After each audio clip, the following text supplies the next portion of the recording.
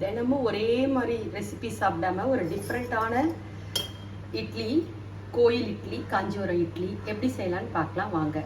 காஞ்சிபுரம் இட்லி செய்கிறதுக்கு 1 கப்பு பச்சரிசி, 3/4 கப்பு உளுந்து.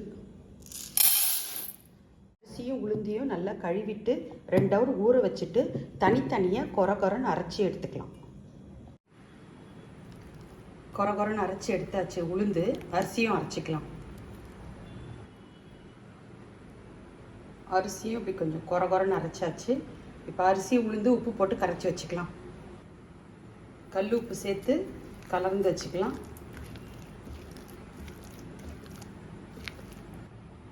உப்பு போட்டு மாவை கரைச்சி வச்சாச்சு.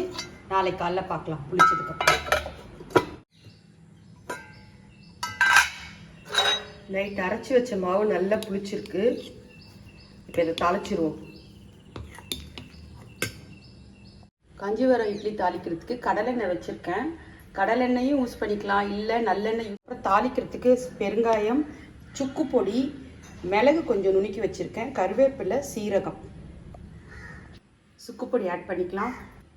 1/2 ஸ்பூன் பெருங்காயப்பொடி இதிலே போட்டுக்கிறேன். மிளகு, சீரகம். முந்திரி வேணும்னா கூட நம்ம இந்த டைமில் ஆட் பண்ணிக்கலாம். தாளிப்பை இந்த சுக்கு பெருங்காயத்தில் ஆட் பண்ணிக்குவோம்.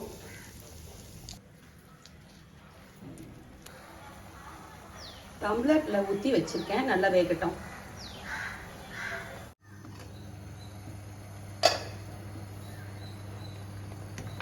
நல்லா வெந்து வந்துருச்சு இட்லி. வீடியோ பிடிச்சிருந்தா லைக் பண்ணுங்க, சேனலை சப்ஸ்கிரைப் பண்ணுங்க. அடுத்த வீடியோவில் பார்க்கலாம். பாய்.